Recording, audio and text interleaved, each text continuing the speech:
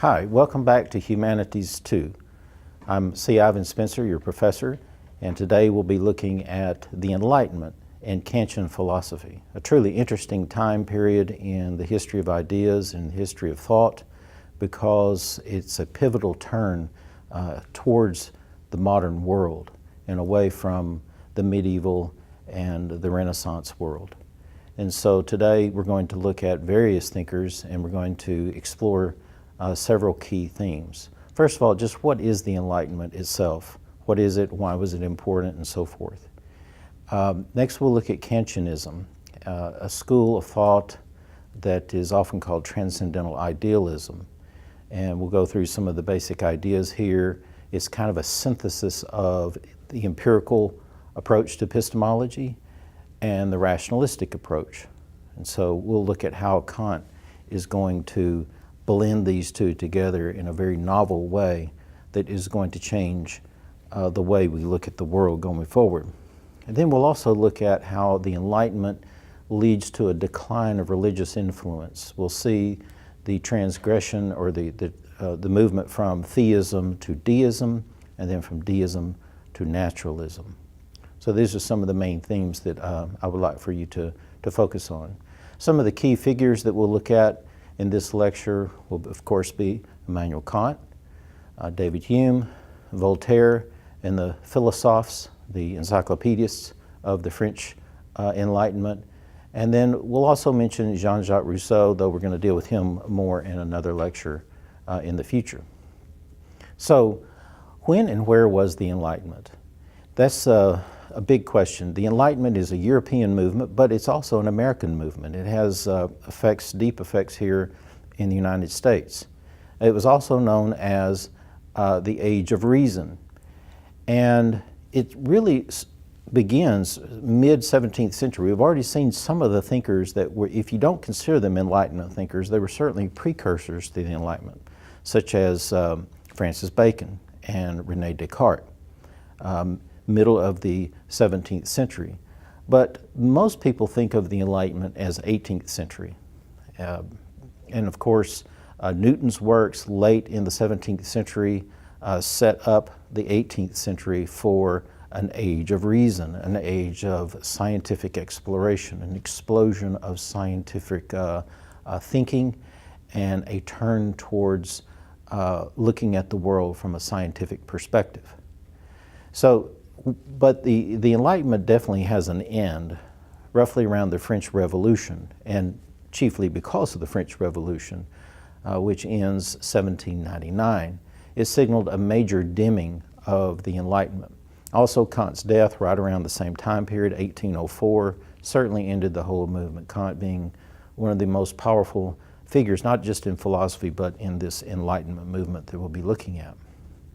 Like many movements, it has ended as a movement itself, but its influence continues on to this very day, and its ethos continues. I hope that you will see as we explore in this lecture that many of the things that we consider to be normal in our culture have roots in this Enlightenment period. So I'm going to say this about the Enlightenment, but it applies to other movements as well. This is an overview that does fall prey sometimes to the vices of any attempt to generalize complex movements. The Renaissance was another one, Romanticism would be another one, postmodernity, even the Reformation. All of these attempts to generalize these movements and draw out principles and look at the key figures and so forth, you do fall prey to some misrepresentations and oversimplifications sometimes. And sometimes that just cannot be avoided. The more you nuance things and dig deeper into the details, the more complicated and longer it gets. And so given the limited time and space and scope, sometimes that happens. So nevertheless, I'm conscious of these oversimplifications. So this count is really no more neutral than any other interpretation that we might see of the Enlightenment. And moreover, there were competing visions of the Enlightenment. You have the French Enlightenment, English, German, and the American Enlightenment. Each of them have a different character. So when you try to generalize, sometimes doesn't exactly fit up or match up perfectly with some of those other movements. So, like the Renaissance, the Enlightenment thinkers embodied a kind of a mood, a zeitgeist, in an electrified atmosphere of a new dawn when humanity would escape darkness, the darkness of ignorance, and advance to a new knowledge for the benefit of humanity. So just like the Renaissance was a kind of a mood, a shift, a looking back, way back into the past to classical culture, skipping over the Dark Ages and medieval period where civilization was kind of in a gridlock for a long time. The Renaissance was hoping to rebirth culture. And so likewise, here at the beginning of the Enlightenment, these thinkers are intentionally trying to turn a corner, go a new direction, cut themselves off from the past in a sense. Now, they're not exactly humanists, but they're not against humanism. But they are trying to say, look, we need to move on and start new, start afresh. Like Bacon was saying, let's start over with a new inductive method, build from the ground up, and build knowledge on a new, clean foundation, instead of going back to ancient foundations like Plato, Aristotle, etc.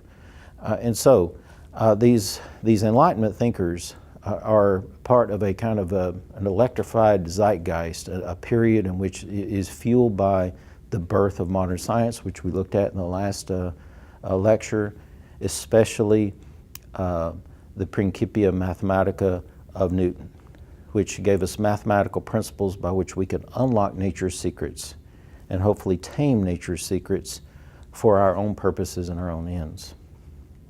So, three big themes will be enough to see what the Enlightenment was about: reason, nature, and progress. So there is a devotion to reason alone as the authority for all knowledge in the Enlightenment. That's why it was nicknamed the Age of Reason, okay? And so you will see this even in the titles of many of the books. The Reasonableness of Christianity, for example.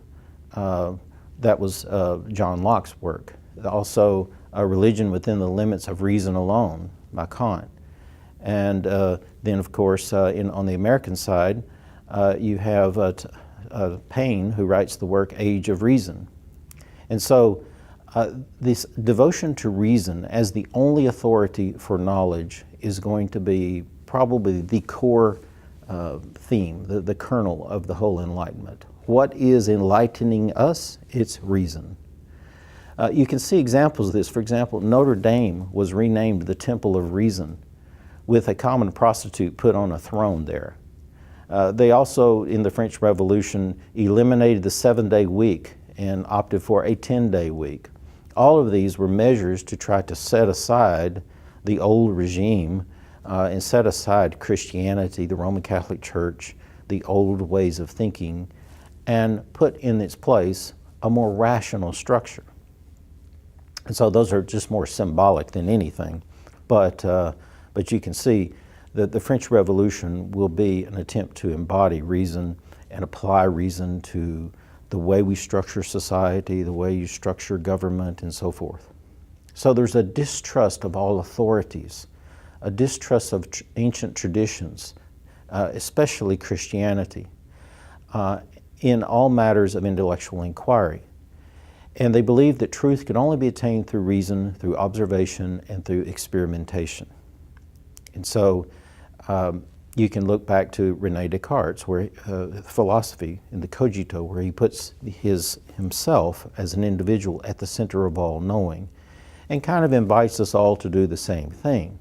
And so as his Discourse on Method and his Meditations explains, he is not going to accept anything that is not obvious and plainly apparent to his own reasoning. So reason is going to be the filter and the grid for everything.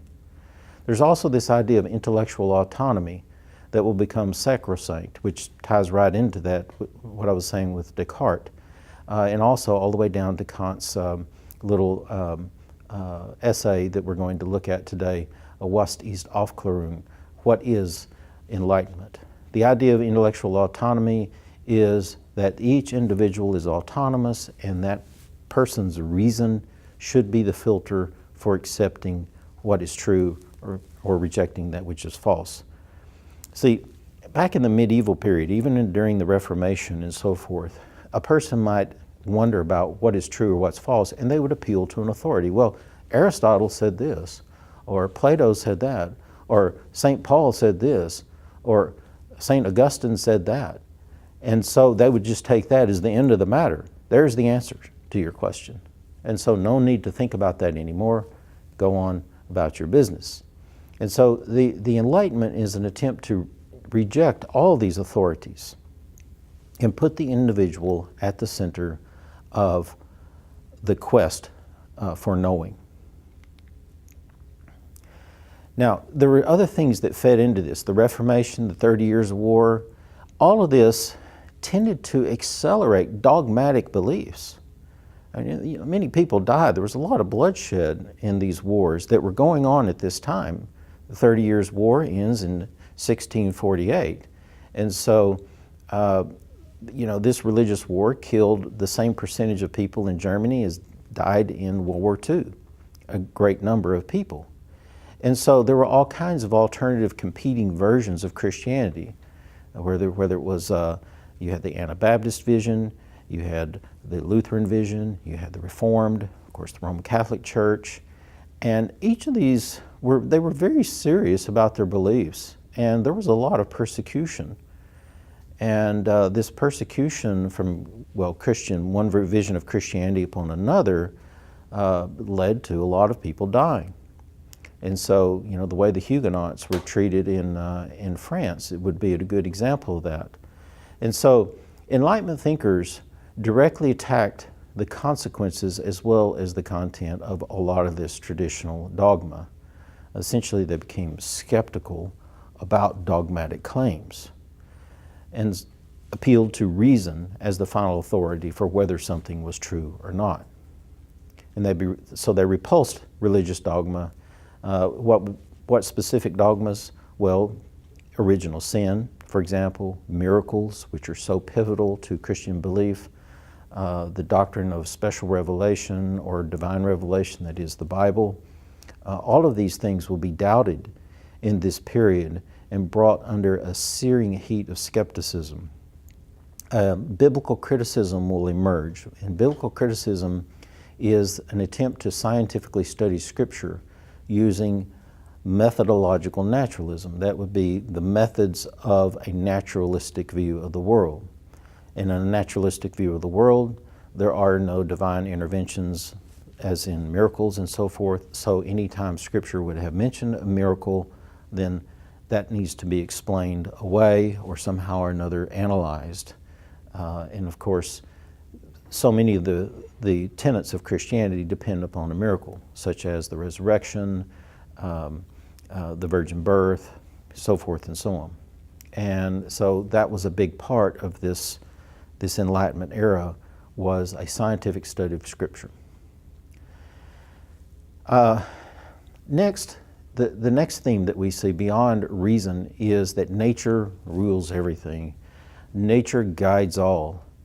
And nature can be figured out with Newtonian science. Newtonian physics and science will teach us how to unlock all of nature's secrets. And using these scientific methods, we can then understand the mechanistic kind of functions of nature, how nature operates almost like a machine. And one of the big questions that's going to come out of this is, are we too just machines? And a naturalistic view of human nature will put us in that type of a category. And if we are just machines, if we are simply part of nature, governed by the same physical laws as everything else, such as the comets and the planets, that we can figure out their gravitational pull of the planets and figure out their orbits now, thanks to Newton's formulas. Well, are we not just the same? Just governed by different laws. Laws that we need to figure out, chemical laws, electrochemical laws, and so forth and so on. So a kind of a naturalistic view of humanity begins to emerge. And a rise of modern science will explode the pre-modern culture once and for all. And pre-modern culture, this pre-modern view that we saw back with the Reformation and the Renaissance, will be completely turned around. Now, the way the pre-moderns looked at the world is that you had one primary reality, and that's God. And within that primary reality, you understood humanity and nature. But now, it's completely flipped. Now, the primary reality in the Enlightenment is nature. And within nature, you have to understand man as a subset of nature, just like you would understand, any species of plant as a subset of nature, or any species of animal as a subset of nature. Man, too, is just a subset of nature that is to be understood with the same methodologies, the same scientific approaches. And now here's the critical part. Even God is a subset within humanity. So now God has been flipped to being way, way, way down on the ladder, if you will, of priorities. Whereas in the old world, God was the first priority. Now God is kind of the final priority. So now God is only to be understood from the perspective of how mankind or humanity understands God, uses God to get along in this world. So, to this very moment, science and its daughter, technology, reigns as a king of knowledge in our age. All the way down to this moment, society looks to technology driven by true scientific understanding to solve our problems, to answer the questions that we have about existence and so forth and so on. Now, another thing that's going on, I've already mentioned Newton. He was practically deified in the 18th century. And though he was a thoroughgoing theist, a Christian, though he had some peculiar theological ideas, he was a thoroughgoing Christian. But the keys that he gave us to understanding nature and the scientific methodology went far beyond what he had ever dreamed or had envisioned. And so he kind of launched a whole battalion of scientists into the natural world. A whole army of scientists will follow behind him, seeking to repeat his glorious methods in all kinds of other areas. And he made a lot of advancements, for example, in astronomy. Well, along will come chemists, and then along will come all kinds of other scientists to try to understand every aspect of nature that we can. The next key theme that we see is progress. Progress will become the mantra for our culture after the Enlightenment, even down to this very moment.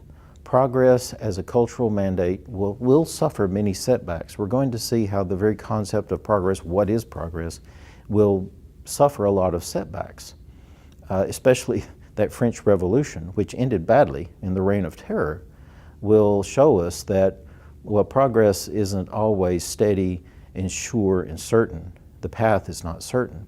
And then, of course, even more calamitous examples will be World War I and World War II, where the very concept of progress will be called into question.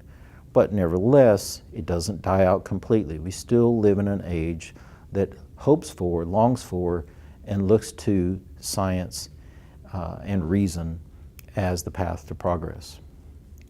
But scientific method in the Enlightenment will promote humanitarian ideas of tolerance, justice, and moral and material welfare for mankind.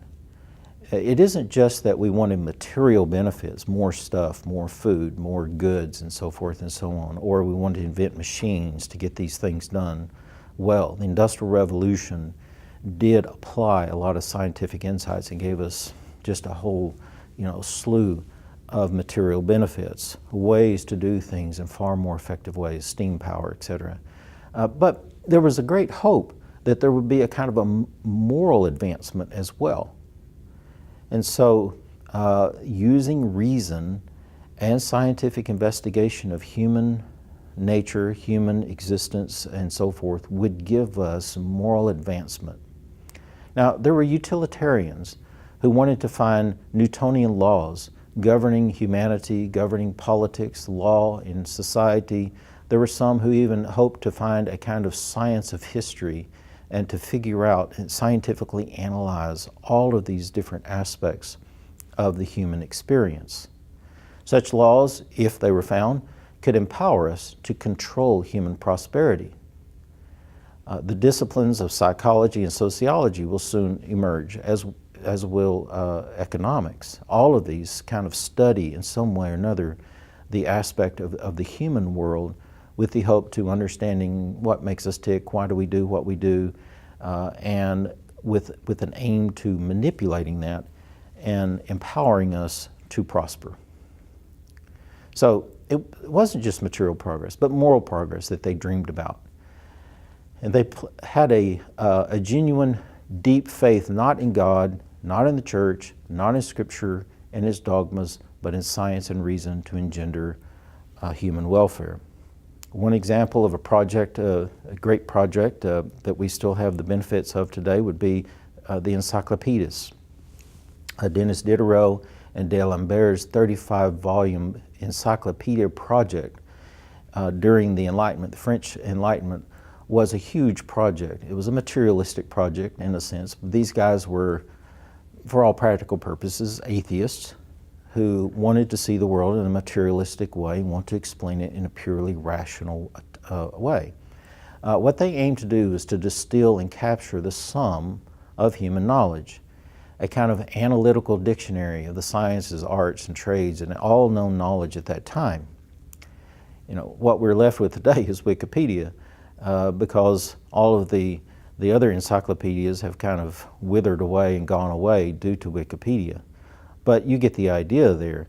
Wikipedia envisions itself as being just this, something that encaptures all known wisdom and knowledge in every area and aspect of life today. Now, we see that Adam Smith will try to use quasi-scientific approach to analyze economics and explain how wealth increases. Why is it that some nations are wealthier than others? And what are the, a rationalistic analysis of economics? And so there will be many, many studies and many new disciplines that will be born out of this endeavor. Okay, so what are some of the implications and conclusions that we can draw? In a great way, we are the children of the Enlightenment. We can be critical of it, we can analyze it and see parts that we agree and that we disagree, but our culture, our age, is a result of many of these Enlightenment movements. So the Enlightenment tried to break free of the past and create kind of an ethos of cheery optimism that believed that human reason and science would surely solve all of our challenges. Now, here's some of the challenges that they tackled, and hopefully you can see in each of these challenges how they bequeath to us some of the things that we consider to just be, that's just the way things are today. Take, for example, the enshrining of natural rights into law. This was something that the Enlightenment thinkers wanted to do. They thought that every human being had some natural rights. These are not rights given by God. These are not rights that are given by the church, or they're really not even rights that are given by a government. Now, they can be recognized by a government, and they should be. We can see, for example, this when Thomas Jefferson mentions unalienable rights, like life, liberty, and the pursuit of happiness in the Declaration of Independence. This is an Enlightenment idea, okay? Another idea that has become part of our culture is the idea that we should all be able to freely think and tolerate other people's thinkings, okay? We see this, for example, even in our First Amendment. The idea of freedom of speech, freedom of thought, freedom of conscience, freedom of press, and yes, freedom of religion as well. And so there should be an easy flow of ideas, and people should be able to hold whatever beliefs and ideas that they want.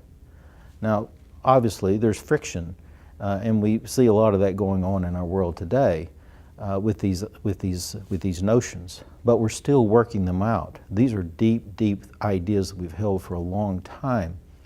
Freedom of conscience, freedom of press. Next is they wanted to turn Christianity into a rational religion. And to do so, they really had to abandon Christianity and embrace something that we call deism. And I'll explain deism here just a minute, because that's one of the themes that we're looking at, is the decline of religious influence. But the idea here was to downgrade dogma to some common general denominator between all religions, God's existence and a kind of universal moral code that you see in most of the world's great religions. And so we'll look at deism a little bit more here in just a minute. But also the rise of natural religion. The idea here being here of some type of a civic religion. This was something that Benjamin Franklin favored. A kind of a generic God that anyone could pray to at any time. This is the kind of God that you would pray to before a football game. And so everyone just prays to their own vision or their own understanding of God. In the kind of nature, man, God sequence in the order of being, God will become a kind of human construct for human flourishing only. So theology in the Enlightenment mind doesn't become an area of study of knowledge, especially after Immanuel Kant, and we'll look at that more here in just a minute.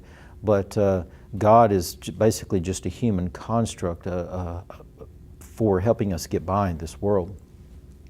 And so out of all of this soup, this ferment of these ideas and this shift in this direction towards nature being primary, man being secondary, and God even being a distant third, tertiary, a secular age will soon emerge as specific religious beliefs will be squeezed kind of into a mold of personal preference, kind of like which football team you follow.